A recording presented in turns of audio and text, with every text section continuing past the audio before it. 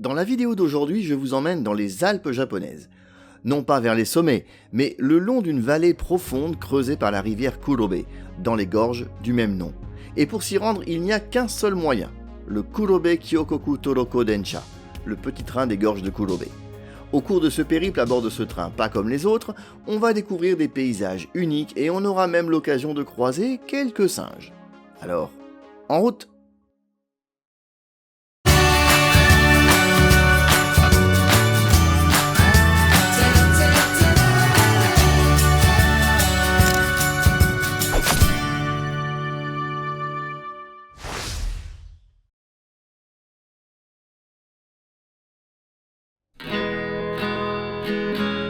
Pour embarquer à bord du Toroko, il faut tout d'abord se rendre jusqu'à la gare d'Unazuki Onsen, le terminus de la ligne Unazuki Alpen.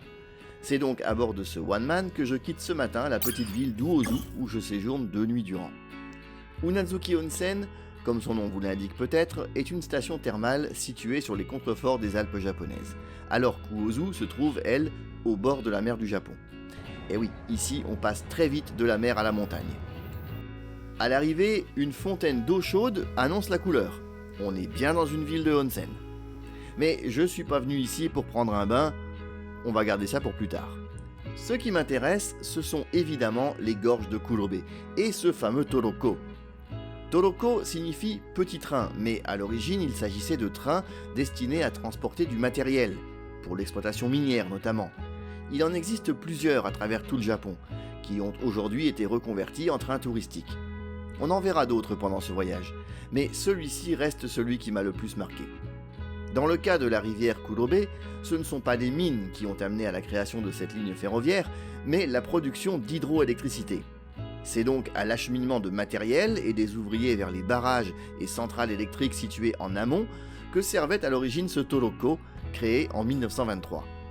Ce qui n'a pas empêché la création de ces magnifiques ponts qui enjambent les gorges.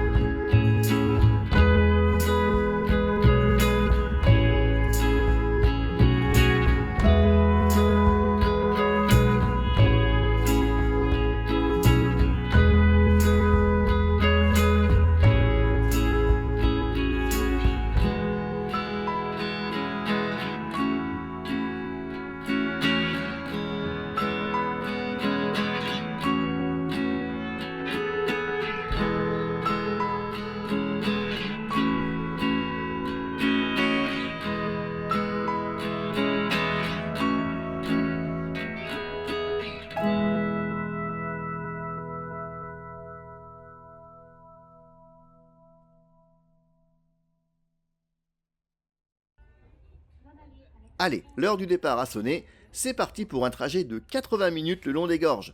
Je vous rassure, la vidéo est bien plus courte, pour une distance d'à peine 20 km. Mais le train roule lentement, non seulement en raison du relief montagneux et de la dénivellation, mais aussi pour permettre aux touristes d'admirer les superbes paysages qui les entourent. À commencer par le pont Shin-Yamabiko, ce magnifique pont de couleur rouge qui enjambe la rivière juste après le départ. Yamabiko signifie écho en japonais. Il a été nommé ainsi car lorsque le train passe sur le pont, on l'entend dans toute la vallée.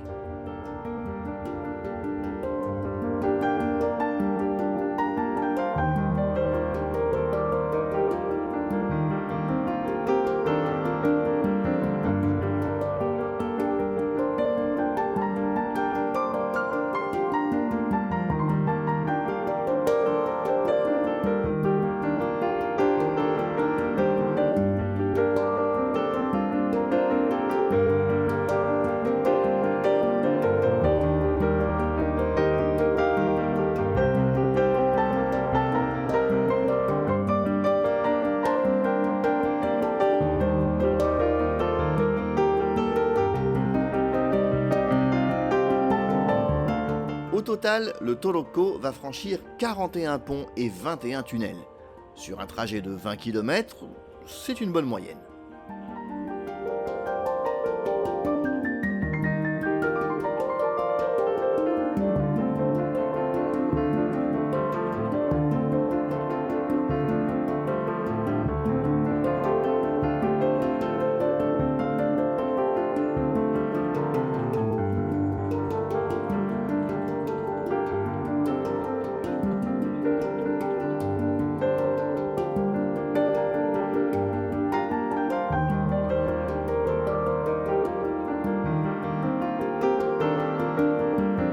Sur les premiers kilomètres, les points d'intérêt ne manquent pas.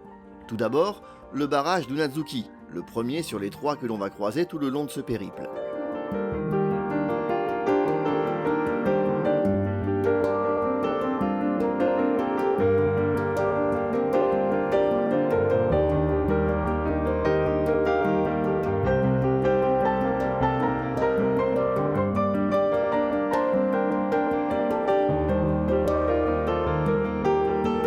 Et juste après, ce monument de pierre qui ne manque pas de surprendre dans un pays comme le Japon, tant il ressemble à un château européen, est en réalité une centrale électrique.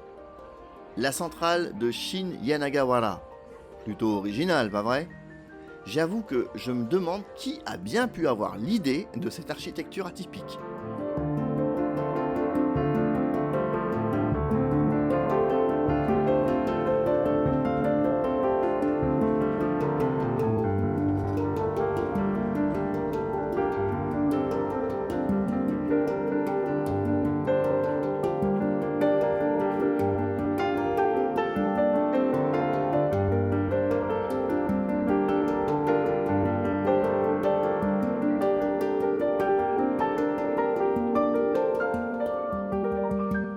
Vous avez évidemment remarqué que la couleur de l'eau n'est pas la plus belle qu'on puisse trouver. C'est regrettable, mais c'est simplement dû à la météo et aux pluies tombées les jours précédents. Mais pas d'inquiétude, plus on va avancer dans les gorges et plus l'eau va prendre une couleur beaucoup plus agréable.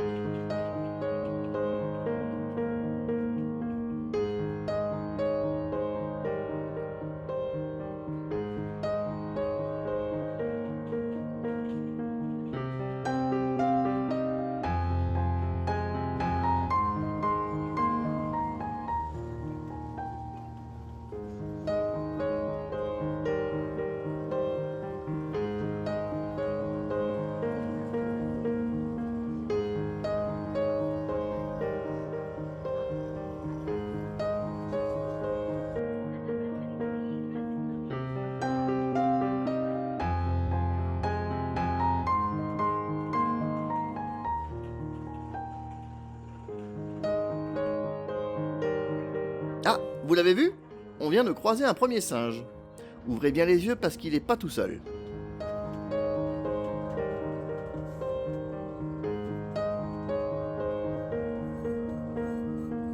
Et vous remarquerez aussi, enjambant la rivière, particulièrement large à cet endroit, un pont qui semble bien fragile. Et pour cause, ce n'est pas à nous qu'il est destiné, mais bien à ces singes, justement. Il leur permet de passer d'une rive à l'autre sans problème. Faut dire qu'ils n'ont pas le vertige.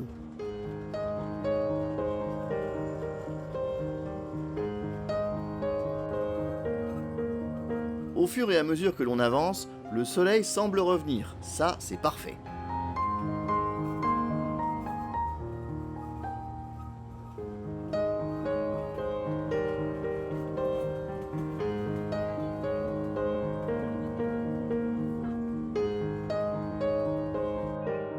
On arrive maintenant au pont Atobiki, l'endroit où les gorges sont les plus étroites et les plus profondes.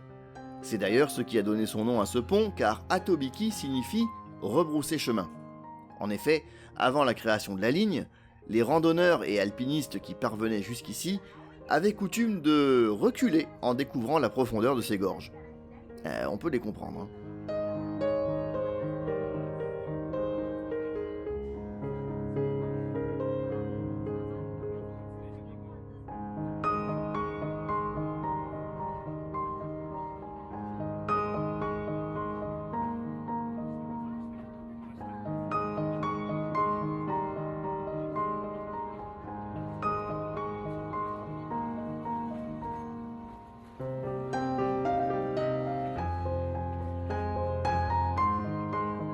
Un peu plus loin, voici le second barrage, celui de Dashidaira, et la gare du même nom.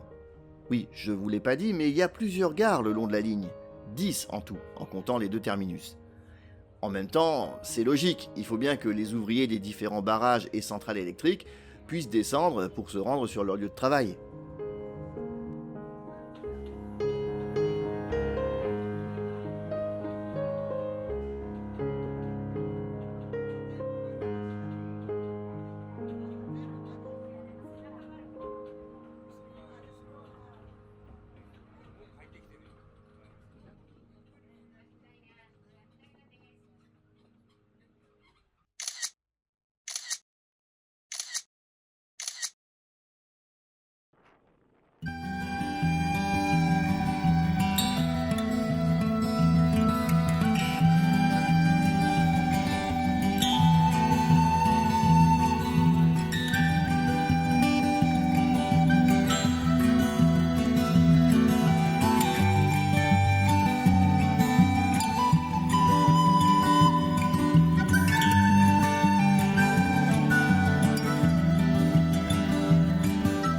Bien sûr, je ne vais pas vous spoiler tout le trajet, surtout qu'il dure près d'1 h 30, ça serait un peu long.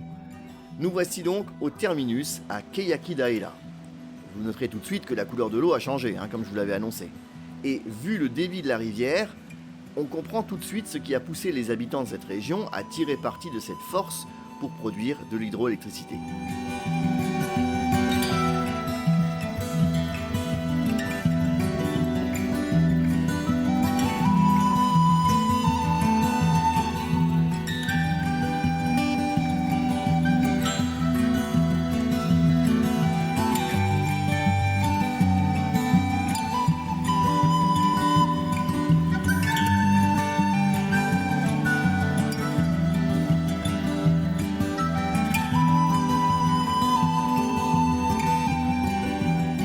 Keyaki-Daira est certes le terminus de la ligne du Toroko, mais ça ne signifie pas pour autant qu'il ne reste plus qu'à faire demi-tour. On peut déjà profiter de la vue de 2 manières différentes. Depuis la plateforme d'observation sur le bord de la rivière, ou depuis le magnifique pont Okukane qui la surplombe du haut de ses 34 mètres.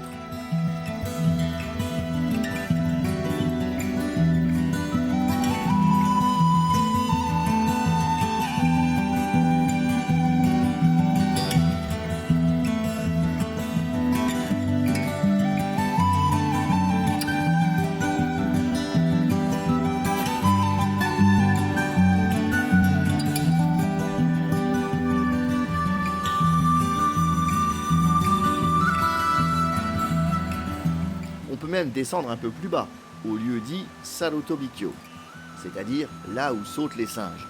En l'occurrence, ici, j'ai vu aucun singe. Juste un lézard dans les rochers.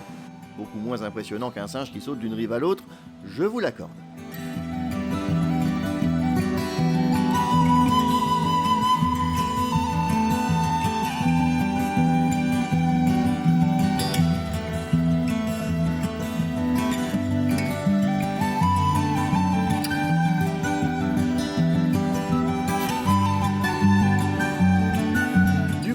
Retour vers le pont Okukane, tandis que le soleil, qui décidément joue à cache-cache, semble revenir timidement.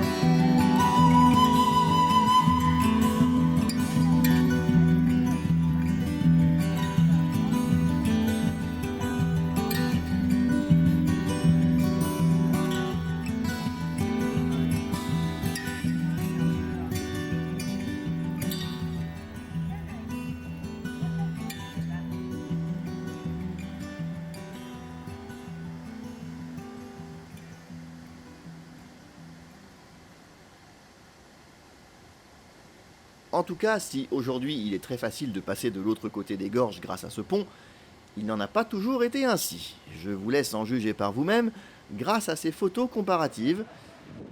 À côté, le pont pour les singes a l'air plutôt sécure finalement.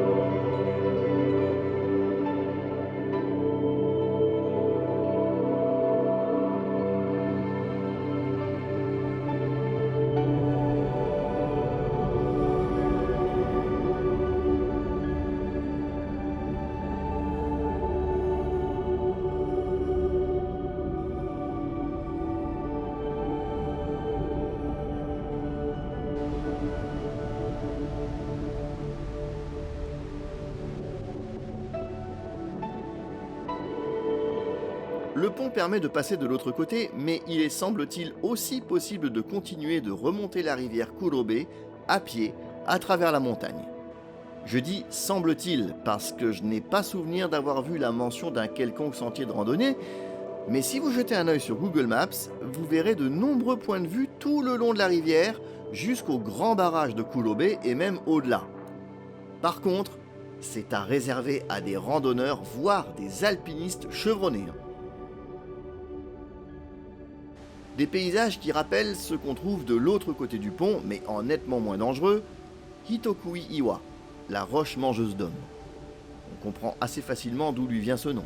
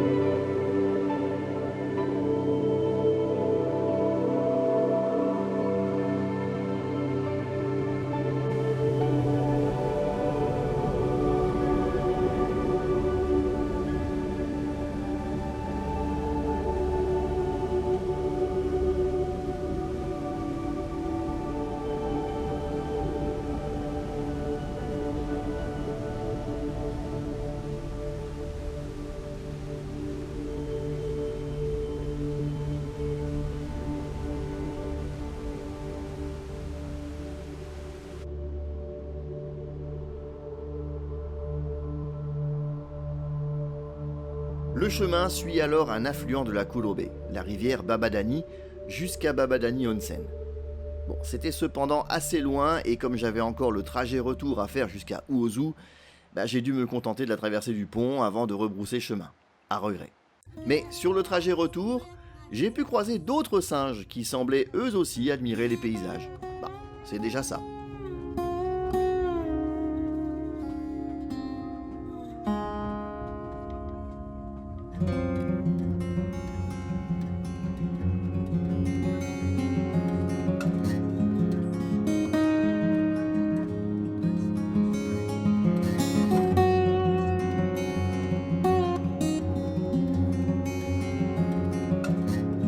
Le soir tombe alors que je retraverse les charmants petits villages de la côte ouest du Japon. Et je ne me lasse pas d'admirer ces maisons japonaises que j'adore, dans la lumière du crépuscule en plus.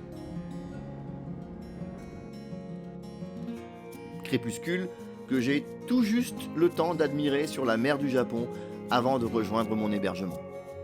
Demain, je quitte Uozu pour descendre un peu plus au sud, toujours sur la côte, vers des lieux chargés d'histoire cette fois.